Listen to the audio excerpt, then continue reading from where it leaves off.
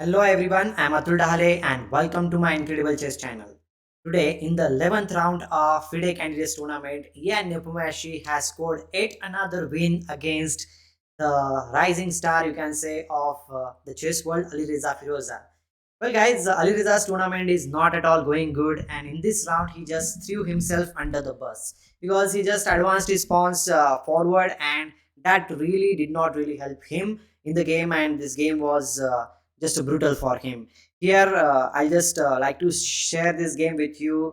We will be going straight to the game. Before we go further, don't forget to like this video and subscribe to my channel if you are new here.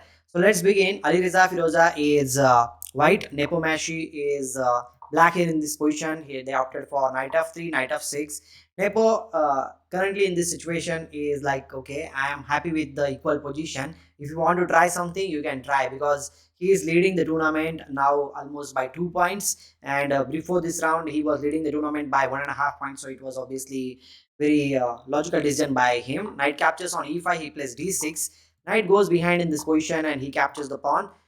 Here, usual continuation is to play d4 and then d5 and so on. We all know these things that bishop will come on d3 square and then you can play bishop f5, knight c6 and so on. Many moves are there. Bishop d6 is also one of the moves in this position.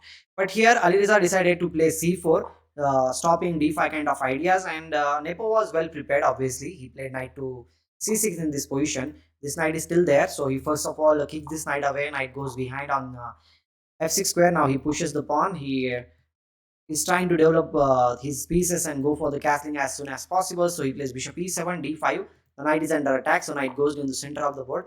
Always remember, whenever it is possible for you, try to put your knight in the center of the board. Okay, knight goes to d4 square. Alireza is saying that I'm also going to do the same thing.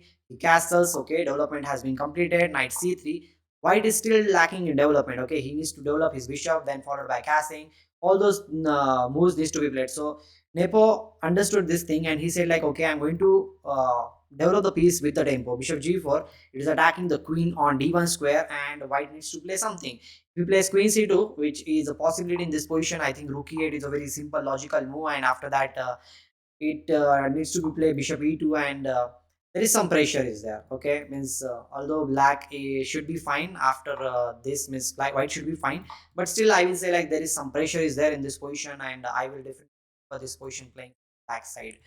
Okay, fine. He decided to play f3 and not allowing all those kind of variations which we were talking about.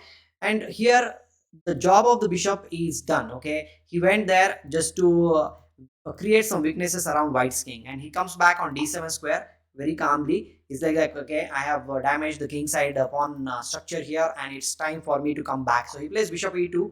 He then plays c6. Okay, the d5 pawn is under attack. He castles. He captures d5.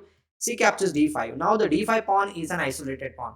Of course, you can say in the argument that the d6 pawn is also weakness in the position, but d5 will be more bad for the like weakness, you can say, in the position, because you will see in few movements queen b6 pinning the knight. First of all, white needs to deal with this thing. He plays king h1 and now he plays rook ac8.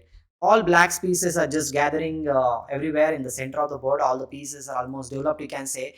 And now here in this position, maybe Aliza could have played f4 to dislodge the knight in the center of the board, and the game will continue. But here, maybe he was in a kind of a different mood, because last night Alireza did a very crazy thing. Okay, he played hyper bullet, almost 250 hyper bullet games against Narodetsky, that too until 5 in the morning. And maybe in this game also he was in that mood to play and push the pawns as he pleases. So he played g4. He's going for the throat, you can say, like here. But Nepo is a very experienced player. He understands the position. Just by mere pushing the pawns forward, it will not be a checkmate position. You can always defend the position, because, as they say, whenever you want to launch the successful attack, you need to have pieces to attack. If you are just pushing the pawns, nothing is going to happen. Okay, so Nepo plays h6 move, just trying to stop g5 move. He again goes for h4. This is insane. Okay, he's saying like, I'm going to checkmate, but Nepo was very rock solid. He was very calm. He's like, I'm going to develop my piece. Whatever you want to do, do it. No issues. So he plays g5, h into g5, h into g5, knight h5 was played. The idea is to play knight g3 followed by just capturing the f1 rook. You can play f4 in this position, but as I mentioned earlier, knight g3 is a straightforward move. King needs to play somewhere, and there is no time to capture the e5 one. Okay, if you capture on e5 and say like, okay, I'm going to do certain things in this position, no issues. d5, and still the knight on d4 will be hanging. So I think like black will be on top. So here he solves that idea with king g2. But even if king g2 is played, he plays knight g6, again going for the knight f4 kind of move. And Nepo here is setting up a very deadly threat. Okay, knight f4 is there, of course, like he will be putting some pressure on e2 and all those things. But Alireza thought like, okay, why not play f4 and just attack the knight? Knight is trapped in this position, it cannot go anywhere, all the squares are blocked. But Nepo, as I said, like he had prepared something in this position, and that move was the deciding move in the game. And after that, it was just collapsing position. He sacrificed his piece, knight h f4 check. Bishop needs to capture, and this bishop was protecting the pawn on b2, and Nepo goes for the pawn on b2. The thing is that this bishop is pinned, the knight on c3 is also under attack, and of course you have certain ideas related to capturing on f4 at any point. This rook is also opened up now. The rook c2 can come at any point, and white is in big trouble. Okay, here the knight comes to the center with knight e4, and now he plays the mind-blowing move. Okay, I was looking at the game, and I was considering the moves like maybe knight f4 or something like that. But these top players, they know what they are doing. When he played queen b2, of course he had thought about knight e4 move, and he came up with the next move, that is rook c4. Of course, like white cannot capture the rook, but to come up with the rook c4 move, means he thought about this thing earlier, is creditable. Of course, like for top players it is just normal move. Now the knight on d4 is under attack. It is being captured right now. He plays bishop e3 supporting the knight here, and now again he comes up with beautiful move. You can pause the video and think about it. What will you do? Because the move which was played by him was just awesome. He just captured bishop into g5. Two pieces are attacking here, the supporting, you can say, the pawn on g5, but he goes for the pawn.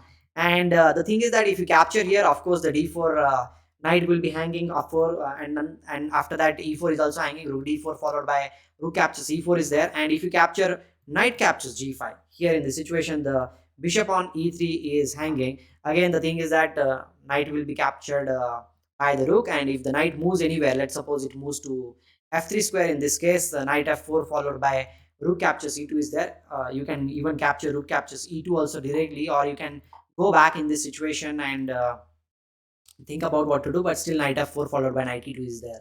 So the position is just going to collapse. So in this position, after bishop to g5, Alireza played rook b1. His last hope is that there might be repetition of moves, because if you play this move and queen is not having any squares, and if you play this again, he can attack. If queen a3 at any point, if you play, bishop will be capturing the c4, and he still, this will still be winning for black after queen captures e3. But there are certain possibilities. But here Nepo was in a different mood. Okay, after rook to e1, he said like, I'm not going to play my queen, I'm just going to capture the knight on d4 square. The queen is under attack. Of course, like you can play something like bishop into d4 in this position, and say like, what are you going to do in this position? But queen will just capture the pawn on d5. There is a huge pin on this diagonal, and it should be just winning. Even if you play bishop f3, knight h4 check, and this will be gone, and f5 is always in the air, and knight will be captured very soon. So that's not any option. So after rook into d4, rook captures a2 was played, and then rook captures d1, bishop captures d1, and he simply captures here. Here in this position, white is exchange up, but what black has got for the exchange, he has got 1, 2, 3, 4 pawns. Of course, d6 pawn will be falling, but 3 pawns will be there for an exchange. That is huge advantage, and Nepo did not disappoint us to convert the game. He converted the game very easily, and the game was over very soon. Okay, last trick in the game by Alireza. Here in this position, if you go for any random move, let's suppose you play a6 or b6, this kind of move to support this thing. The last try by him was to play knight f7. This was a trick of bishop to b3. The thing is that if you capture rook into f7, d6 is a very strong move, and here even if you play knight f4 trying to block this thing, the pin is still there, and he can capture rook into f4, bishop into f4, and this rook, which was not doing until anything right now in the position, it will come in the game with rook captures a7. the thread is still there. Even if you give a check, no issues, you can simply play king h3. If you capture here, well, this will not be winning position for white because he has lost all the pawns. Technically it should be draw, means, but black should be able to draw the game because two bishops are pretty strong. But this was the last trick, you can say, up please, up his sleeves, that knight captures f7. But of course Nepo understood that thing. He says like, okay, I'm not going to allow that thing, I'm going to play bishop c5. The thing is, now if you capture, okay, and okay, you like don't need to capture. Even if you capture here, d6 will be played, and then you have knight h4 check. King doesn't have that many squares in the position. I think knight h4. Instead of that, is there any other move in this position? uh, that will bishop c6 check. Yes, bishop c6 is there. King is under attack. It cannot go here, here, here. Everything is protected. King g3 and king h2. These are the two main options. King h3 is also there. Wherever you play, the pawn will be captured with a check here. And if you play king h3 in this situation, then I think bishop d7 check. King needs to go somewhere, maybe to king to g2 square. And now again, this knight which was there, it will give a check, king h2, and then you can capture the pawn. Dc square with a check. And okay, king g1 is there. And okay, is there anything else we can do? Knight f5. Yes, knight f5 is a very strong idea. Bishop captures on f7, king captures on f7. The a7 pawn is protected. King will move to the, and d6 pawn is also under attack. So I think black should be winning this game. So that was the last thing which could have been done. And it's not compulsory for black to capture rook into f7, by the way. He can even play other moves like knight h4 check and so on. But I'm just going to tell you that idea. So okay, knight b7 was played. Bishop is under attack. He plays bishop to b6, bishop c4, and now he plays rook to e3. Okay, there was a threat that if you play certain things like d6 in this position, rook e3 is a strong idea, attacking the bishop followed by bishop h3 check, and the bishop will be capturing the rook on f1 square. Oh sorry, my bad. Rook e3 is not straightforward. Bishop into f7 is hanging here. I did not see that thing. Maybe first you can play bishop c6 check and then rook into b7. That's the easiest way to play in the game. Okay, fine. So knight b7, bishop to b6, and then bishop c4 was played. Rook e3 now. Bishop h3 was the threat in the position. He plays bishop h3 anyhow. Rook c1 was played. Bishop comes on f5 square. Bishop e4 is a check. He plays bishop f1, bishop e4, and in this position he decided to resign the game. Because let's suppose you play bishop g2, then there is a very deadly threat of rook h3, and it's a mate. And if you play king g1 in this case, the discovered check is going to happen. We can simply play rook c3 and capture the rook on c1 square. If you play king h2 in this position, I hope that you will be able to tell me the move. We're just capturing on d5. It should be enough. The knight is under attack, and there are too many pawns. Black should be winning. So, guys, this is how Nepo managed to win the game. Alireza, of course, played in a very deadly fashion. He just threw all the pawns against Nepo's king, but that really did not help him.